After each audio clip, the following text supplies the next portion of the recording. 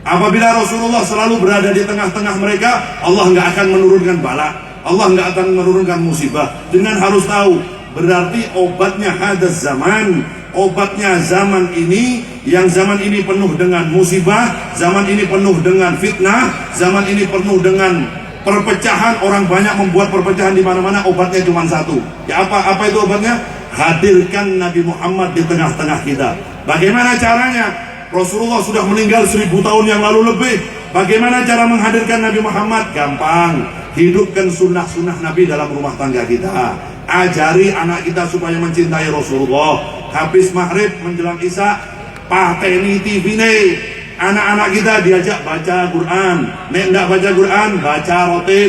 Enggak baca rotib, baca sholawat atau baca yang lain, yang dimana menghadirkan Nabi Muhammad di dalam rumah tangga kita. Ojo nonton TV, pateni TV nih.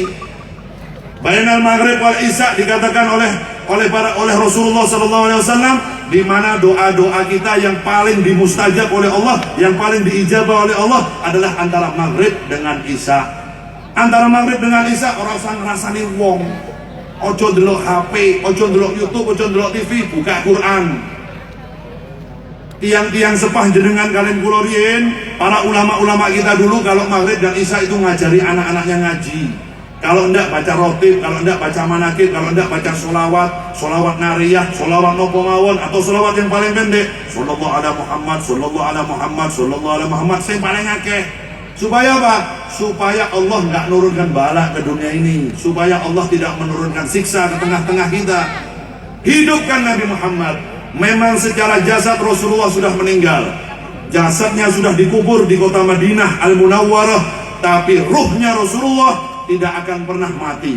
Ruhnya Rasulullah tidak akan pernah meninggal selama umat ini selalu mengingat Rasulullah Sallallahu Alaihi Wasallam. Permasalahannya sekarang, rumah tangga kita, keluarga kita, istri kita, anak-anak kita yang menjadi tauladannya bukan Nabi Muhammad, bukan ulama, bukan habaib, bukan kiai, tapi pemain sinetron. Yang jadi idolanya pemain sepak bola, yang menjadi idolanya Yahudi, yang bertentangan dengan Rasulullah Sallallahu Alaihi Wasallam. Makanya ojo heran, bapake wong masya Allah, ibu wong masya Allah, anak wong naudzubillah. Kenapa sebabnya? Kenapa sebabnya? Diantaranya wong tua, orang tuanya lalai, terlalu cinta kepada anaknya, terlalu bangga kepada anaknya, sehingga lupa menanamkan keimanan tentang Rasulullah di dalam anaknya. Jaluk HP tukoke, jaluk motor tukoke, pengin klambi sing apik tukoke, ngaji urusan buri. Anaknya nggak kenal habaib, orang masalah. Orang kenal ulama, orang masalah. Orang ngaji, orang masalah. Yang penting gue duwe gelar sarjana. Yang penting gue lulus sekolah, luru kerjaan gampang. Ini masalah besar ini. Jangan macam-macam, jangan dibuat mainan. Tanamkan yang pertama pendidikan agama dari anak-anak kita. Tanamkan yang pertama, kenal kepada nabinya dulu, cinta kepada nabinya dulu, kenal kepada Allah, kenal kepada syariat Allah, kenal kepada yang halal dan haram, baru diajari ajaran yang lain. Selamat putra-putri kita.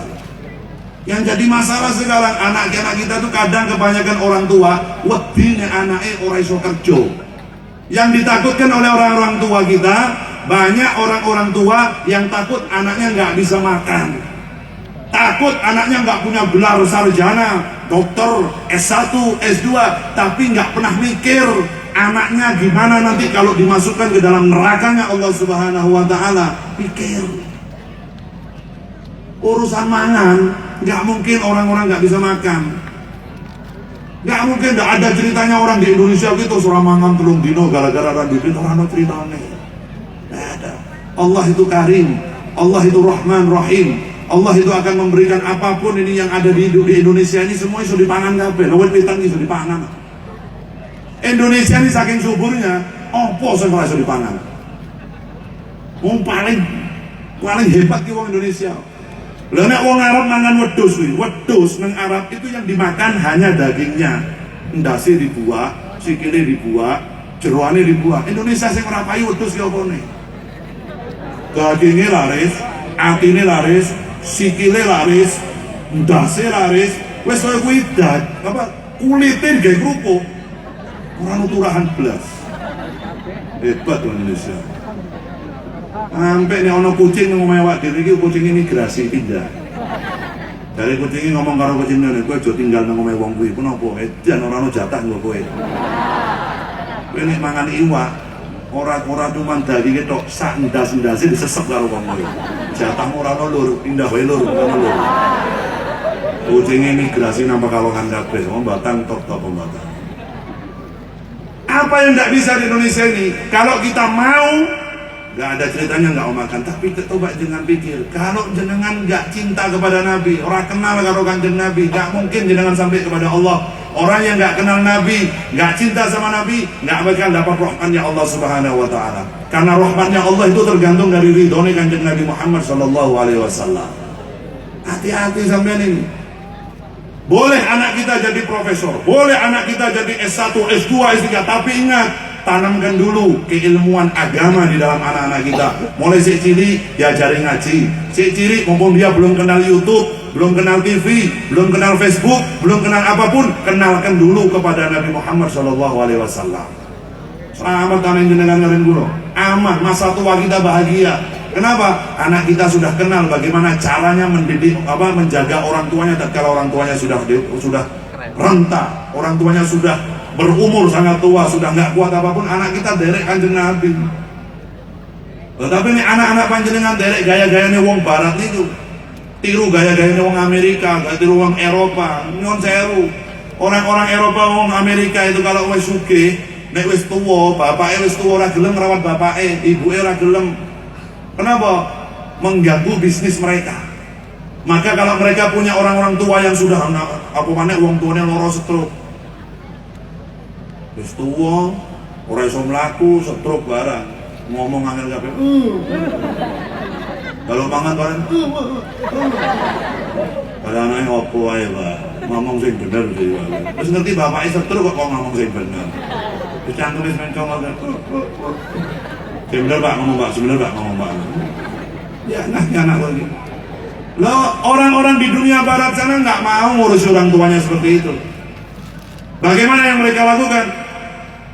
Wong tuanya sing wis tua, masukkan panti jompo, seperti saya siap bayar. Kenapa? Saya nggak ada waktu ngurusi ibu saya nggak ada waktu ngurusi bapak saya. Kenapa? Bisnis saya terganggu kalau saya ngurusi orang tua saya. Ini melas teman wong tua model ini. Padahal ketika bayi, anak-anak kita jam 3 bengi nangis sampai buang air besar, ibu tangi ngurusi bayi ini, nangis kaya corone ben dadi ora nangis, loro, kadang nek ana anake sik bayi sik loro, nyuwun nang Allah Subhanahu wa taala, ya Allah, kula mawon sing loro anak kula mbok jangan sampai sakit. Ya Allah, ada orang tua itu. Begitu anaknya sudah dewasa, anaknya sudah menjadi pengusaha sukses, ibu loro gitu. Kondo kok ke obat nggo mumet to? Enggak ada waktu, Bu. Nggak ada waktu, Bu. Wis ngongkon wong liya wae. Aku sik urusan bisnis. Astagfirullahaladzim. Gara-gara apa? Orang kenal karo kanjeng Nabi. Ya kenal sama Rasulullah. Karena Rasulullah yang mengajarkan kepada kita, birru abaukum tabarrukum abnaukum. Katakan oleh Nabi Muhammad, kamu dari sekarang berbakti kepada kedua orang tuamu. Bakti onang wong tuamu loro. Niscaya nanti kalau kamu punya anak, anakmu juga akan berbakti kepada dirimu. Semua ada timbal balik, jenengan tandur sakniki sae, mangke bakal panen sing sae. Jenengan tandur boten sae, jenengan bakal panen sing boten. Tergantung tandurannya jenengan. Malam hari ini jenengan bersolawat sebanyak mungkin seperti ini, nanti pada waktunya Anda akan panen yang solawat kita baca setiap malam. Maka dikatakan di dalam kitab, terakhir saya akan berbicara, di dalam kitab ada dikatakan nanti kelak ada umatnya Nabi Muhammad yang sudah ditimbang di mizannya Allah, ditimbang oleh Gusti Allah Subhanahu wa taala, di mana di tempat itu sudah tidak ada orang bisa berbohong lagi. Karena yang berbicara bukan mulut kita, yang berbicara mata kita, yang berbicara hidung kita, telinga kita, kaki kita, tangan kita, seluruh anggota tubuh kita akan berbicara di situ. Jadi wahai ngapusin malaikat. Ada dikatakan di dalam kitab, ada salah satu orang umatnya Nabi Muhammad yang sudah ditimbang, ternyata timbangannya berat ke arah kiri. Artinya apa? Dosanya lebih banyak ketimbang amalnya. Ketika sudah ditimbang sebelah kiri lebih berat, subhanallah, datang seseorang menuju timbangan itu. yang wajahnya bercahaya, tubuhnya wangi, tampan luar biasa, seakan-akan mengeluarkan satu kartu dari sakunya, ditaruh kartu itu di timbangan orang tadi yang sebelah kanan. Maka seketika itu juga timbangannya berubah menjadi berat yang sebelah kanan.